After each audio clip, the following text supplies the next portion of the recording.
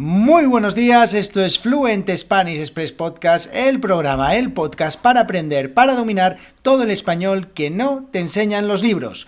Todos los días, de lunes a viernes, un nuevo episodio donde comparto contenidos con consejos, con recursos y recomendaciones para llevar vuestro español al siguiente nivel. Y hoy es jueves 20 de enero de 2022, episodio número 163 de Fluent Spanish Express Podcast. Y esta semana está toda dedicada a las preguntas, a vuestras preguntas que ya sabéis, podéis enviarme al correo electrónico podcast@fluentespanish.express o a través de redes sociales o en la sección de contactar de la página web www.fluentespanish.express. Y como os decía, toda esta semana está dedicada a vuestras preguntas, pues porque se me han ido acumulando y pues tenía que contestar todas esas preguntas que me estáis enviando. Así que esta semana hemos estado contestando preguntas sobre alguna expresión, preguntas el martes y el miércoles sobre el subjuntivo, y hoy pues tenemos otra expresión. Pero antes, mi nombre es Diego Villanueva, profesor de español, director de la Academia Online de Español Fluent Spanish Express. Ya sabéis, www.fluentespanish.express,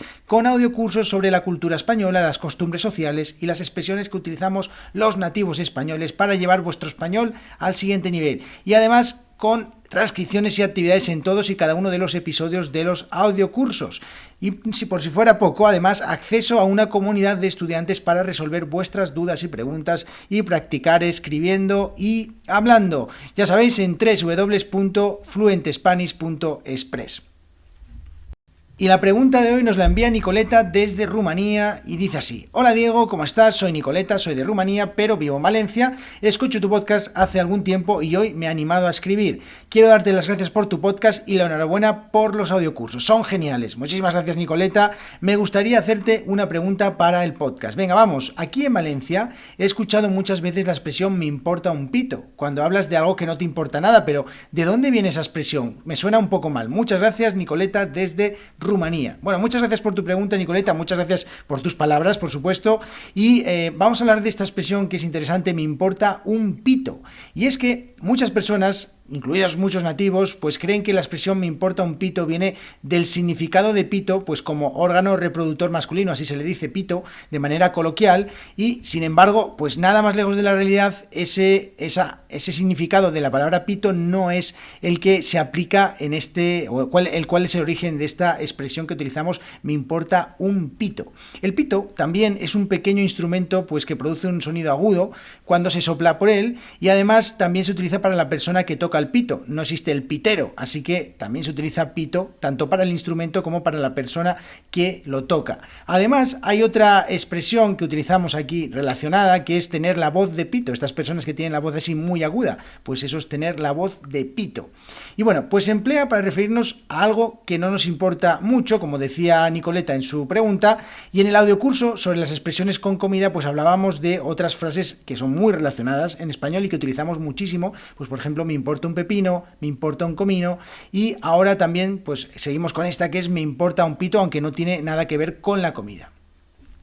Bueno, Diego, ¿y entonces de dónde proviene la expresión "me importa un pito"? Bueno, pues esta expresión procede del lenguaje militar, sí, del ejército. Pues el pito o pífano era el nombre que se le daba al chico que tocaba el instrumento, el pito, en el ejército.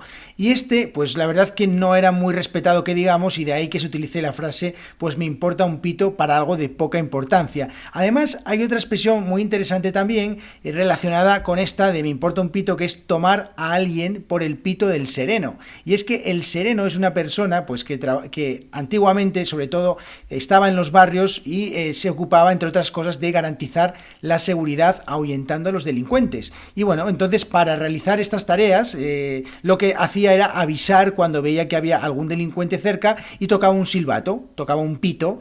Y entonces, bueno, pues a pesar de todo esto, pues no gozaba de mucha credibilidad, y los delincuentes, la verdad que pues hacían muchas veces caso omiso a las advertencias de este hombre, y bueno, pues lo tomaban por el pito del sereno. Tomar a alguien por el pito del sereno es no hacerle ni caso. Así que estas dos expresiones, "me importa un pito", no me importa mucho, y tomar a alguien por el pito del sereno, no hacerle demasiado caso, no tomarlo demasiado en serio. Muy relacionadas ambas y bueno, como veis, dos expresiones que tienen orígenes diferentes. Bueno, espero que os haya gustado este episodio de hoy.